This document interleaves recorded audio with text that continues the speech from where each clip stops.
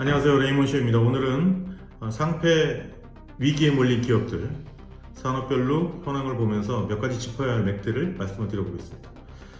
현재 숫자로만 보자면 667개입니다. 굉장히 많죠. 현재 거래 중인 기업들이 한 2,300에서 2,400여 개 정도의 기업들이 시장에서 거래되고 있는데 이 중에 667개면 굉장히 많은 숫자입니다. 물론 이 기업들 모두 당장 상패 위기는 아니지만 현재 요건으로 봤을 때 2027년 1월 기준으로 봤을 때 미달하는 항목들이 하나 또는 두 개 이상 있는 기업들 모두 카운팅하면 그렇습니다. 그러면 당장 위험한 기업은 몇 개일까? 150개가 넘습니다.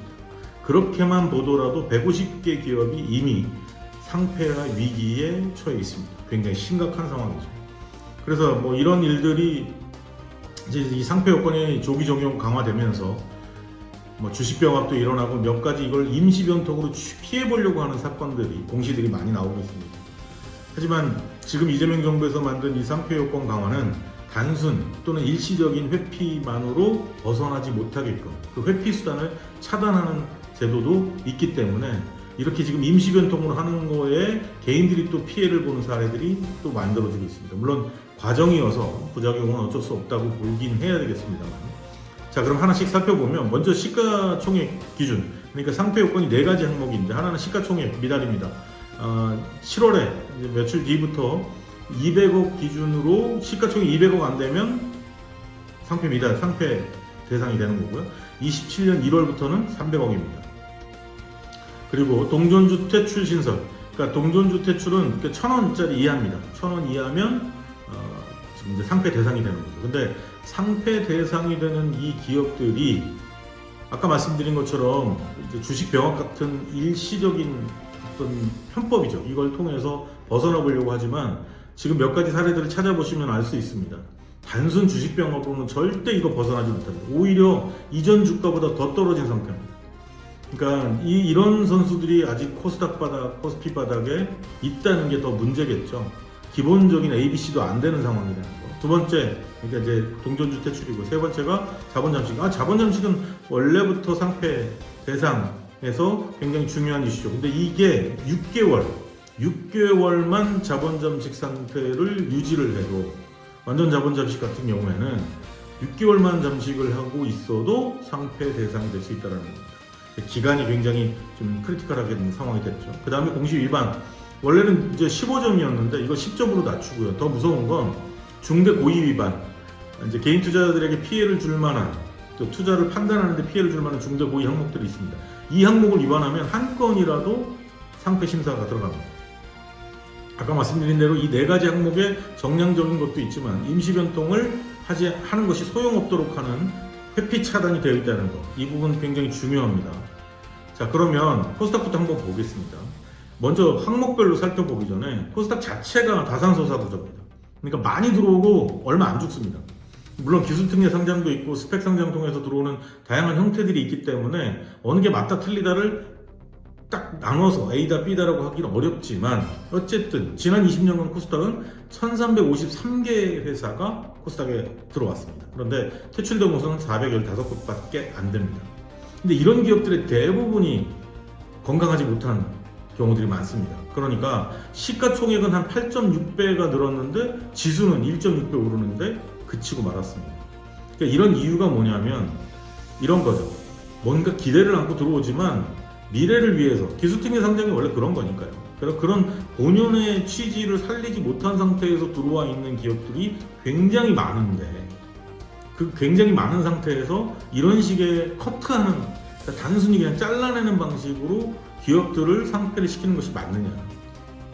이건 한 번 더, 좀 더 고민해 보아야 될 항목이라고 저는 생각을 합니다.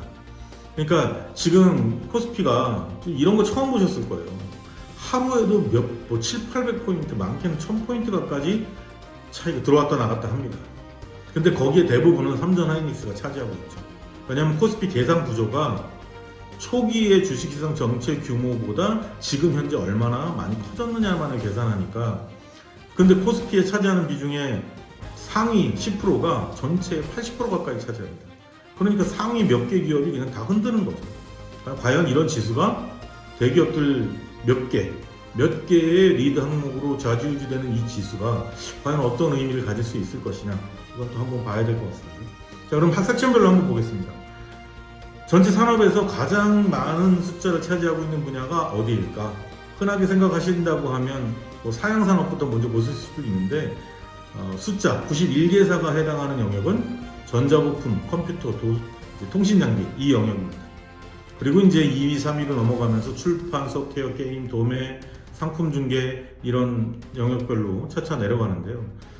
자, 그러면 무조건 컴퓨터, 인터넷, 통신장비 쪽이 무조건 안 좋은 것이냐, 가장 위기인 것이냐, 이거는 또 문제가 있겠죠.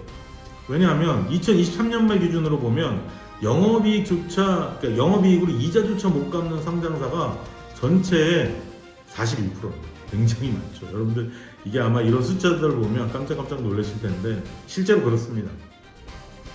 그래서 수익성 자체가 무너진 한계 기업이 산업 전반에 퍼져 있다고 보셔야 됩니다. 그래서 특정 산업에 대한 문제라기보다는 전반적으로 문제, 그러니까 이제 이재명 정부에서 상폐 요건을 강화하고 조기 적용하고 하는 것들은 필요한 일이긴 합니다.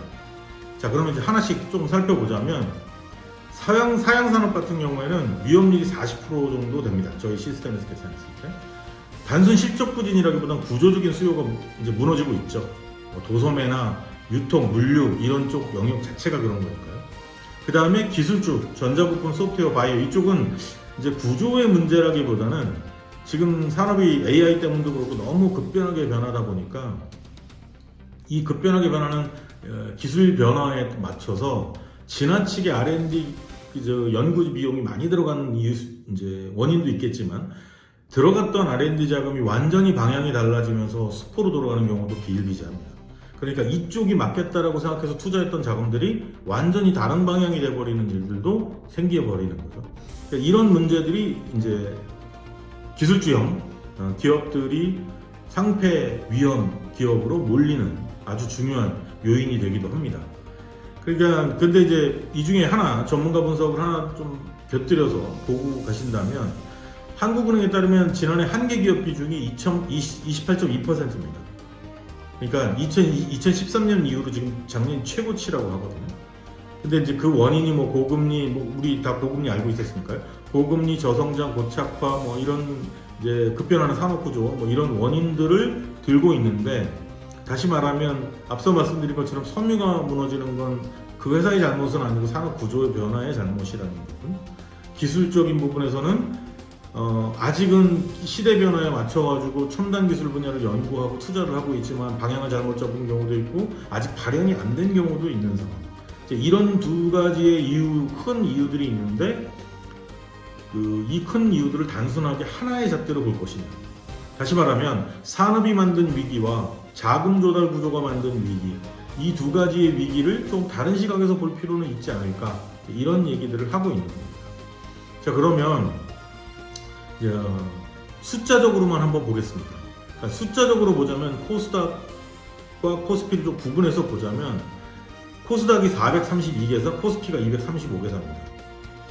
뭐 당연한 거 아닌가 이렇게 보실 수도 있어요. 왜냐하면 코스닥은 그만큼 좀 열악한 기업들이, 진입하기가 쉬운 기업들이 많이 들어와 있고, 코스피는 좀 더 규모도 있고 전통적인 기업들이 많이 들어 있으니까 그런 거 아닐까라고 하지만 사실은 질을 보면 조금 달라집니다, 얘기가. 그러니까 완전 자본 잠식, 이제 다른 것들이야 이제 주가가 좀 이럴 수도 있고 저럴 수도 있고 생각에 따라서 볼 수도 있지만 완전 자본 잠식은 좀 누가 봐도 굉장히 직접적이고 심각한 지표입니다. 완전 자본 잠식 상폐 대상이 코스피가 33개사, 코스닥이 10개사입니다. 그러니까 실질적으로는 외형은 큰데 33개사 대 10개사처럼 코스피가 훨씬 더 질적으로는 위기인 기업들이 더 많다. 그래서 이런 기업들을 빨리 정리해야 되는 이슈는 있다고 보여집니다.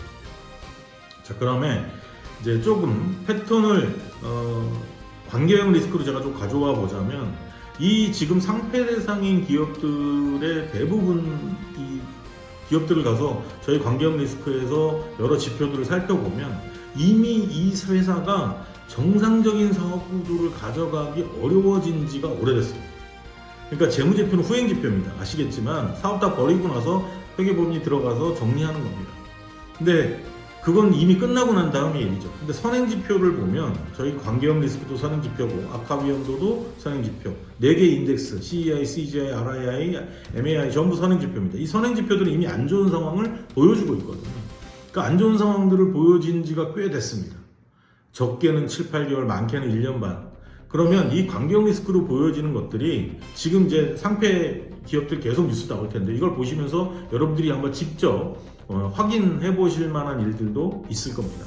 그게 뭐냐면, 자, 관계형 리스크가 간단히 말씀드리면 사람과 기업 돈이 얽히면서 생기는 리스크입니다. 코스닥 기업들의 상당수들이 보면 사업을 하려는 목적이 불분명한 상태에서도 시비가 발행이 됩니다. 그리고 그 시비에 돈이 들어오기도 하죠. 근데 그 시비가 들어오기 전에 이미 임원이 누구 하나가 들어옵니다.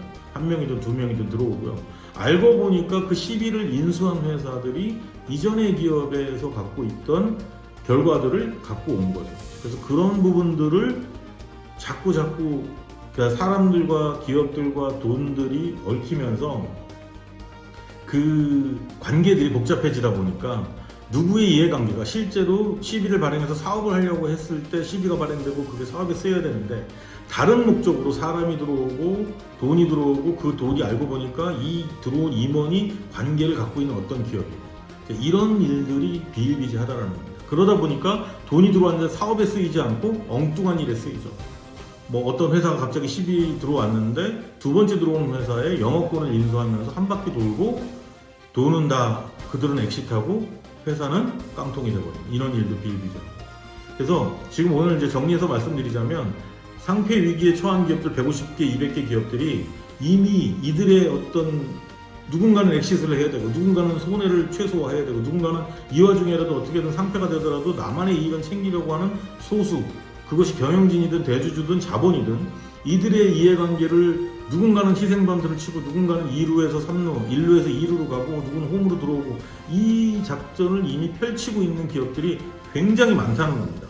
그러니까 어떻게 해야 되느냐, 단순히 물론 삼전 하이닉스에 넣고 그냥 기다리시겠다고 하면 그건 다른 얘기겠지만 욕심을 자꾸 부리시는 개미 투자자들 분들은 그런 부분들, 그런 관계형 리스크와 선행지표들을 통해서 알 수 있는 뭔가 사업 운영상에서 비틀어지고 있는 일들을 사전에 확인하고 그 확인된 것들을 조금 더 2번, 3번 공시들을 보면서 게시판, 토론방 이런 데서 보시는 거 말고 그런 실질적인 자료들을 보면서 한 번 더 점검하고 한 번 더 조심하는, 그래야만 대규모 피해를 막을 수 있습니다. 자, 오늘은 여기까지입니다. 감사합니다. 레이먼 슈였습니다.